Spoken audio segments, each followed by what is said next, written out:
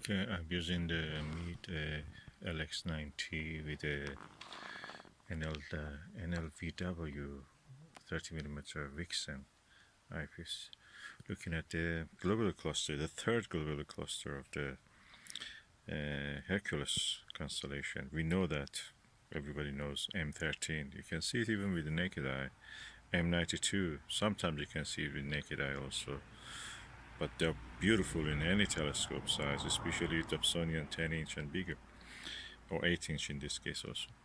You can divide the stars of them up to the core by using high magnification. This telescope is showing me now, nobody knows, or few people know, that there is another globular cluster in the Hercules, and that is NGC 6229. It's dimmer, magnitude 9.7 or something around that. And there is a reason for that, is because it's very far compared to the M13, Messier 13, and Messier 92.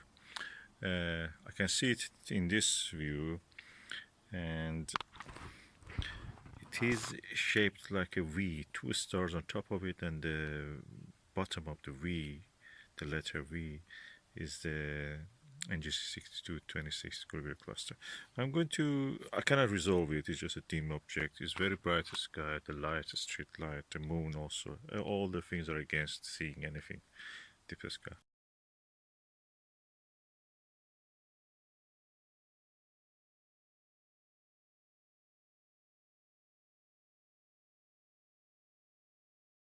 I don't give up. This kind of conditions I like to look is challenge for me.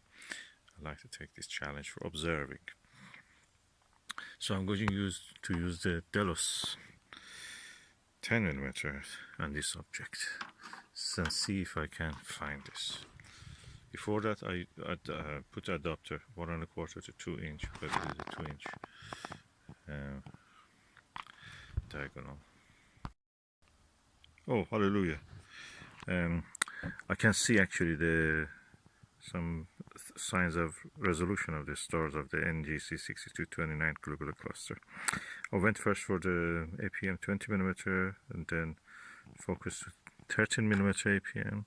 Now I'm in the Delos 10mm, and I can starting to see some individual stars very carefully if I look. It's very bright sky at the moment. It's not even dark enough, but I can see some. I may just go now for, let's push the boat and go for the 5mm Myriad, Skywatcher Myriad, 110 degrees. Let's just go mad.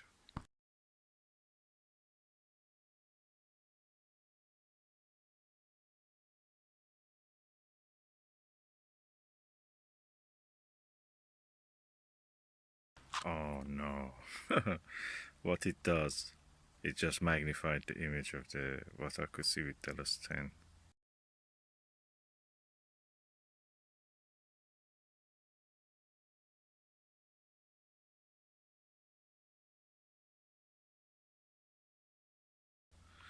And it doesn't, resolve anymore. So that's the limit of the telescope, the aperture of this telescope. 8-inch, you can see barely some individual start to actually to resolve some of the stars of the NGC 6229. But no, that's the limit. You need to be bigger than that. The 10-inch or even better 12-inch. So anyway, that was a challenge. I like it. Actually, I saw that. I can see it. The image is starting to resolve, but nothing better than this, just a little bit bigger.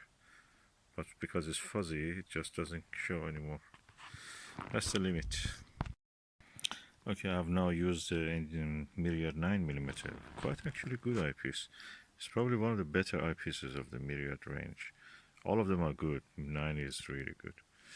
And the image shows a little improvement over just by 1mm change in the focal length and magnification. It gets a bit darker and the stars are a little bit sharper and contrastier.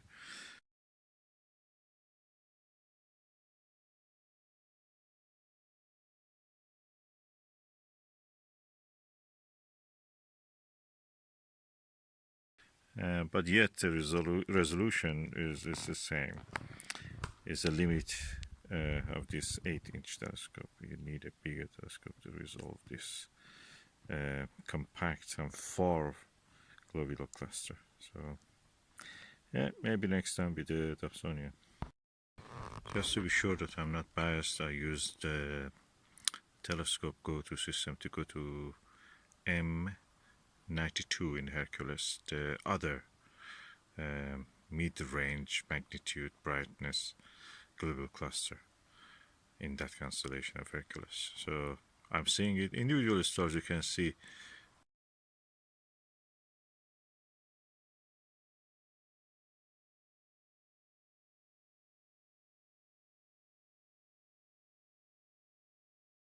not as good as M13, but I'm going off for M13.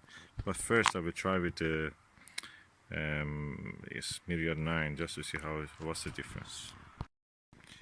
Wow, 9mm Myriad. Yeah, hundreds of stars in M99. Now M92, Messier 92, globular cluster in Hercules. I'm going now to Messier 13 just to see what can I see.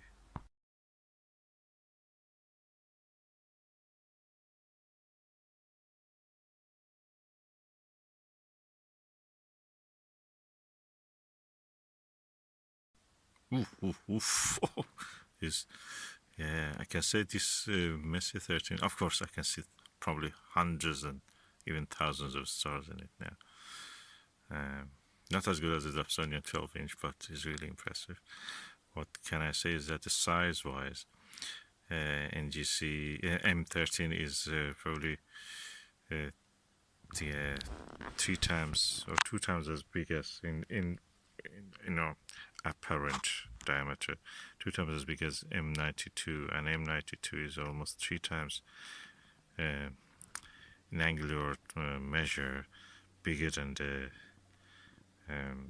NGC 6229. It appears to my eye, of course, in the sky, not in real, because we know that NGC 6229 is farthest of the 3.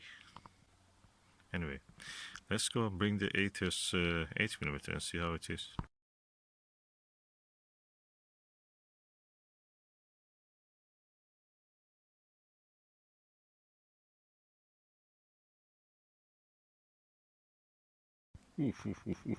This Televue 8mm Ethos.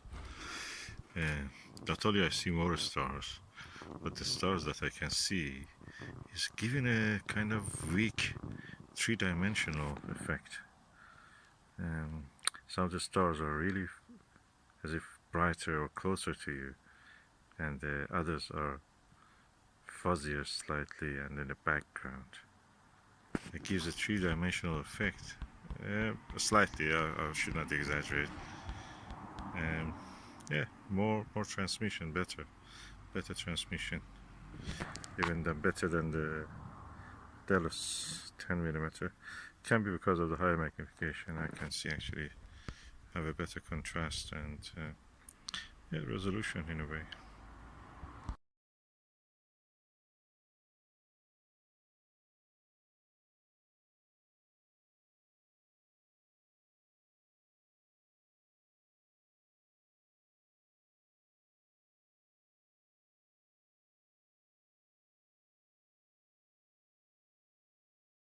Jet planes in the night sky with you, getting high in the sunrise with you, getting through all the bad times with you. I wasn't missing a thing, no I do. And I wish that I could build a time machine, 'cause time moves on, and now you're gone. Oh, if only I could build a time machine, I'd come and get you. I can't forget you. I miss you, I miss you, I miss you all the time. I wish that you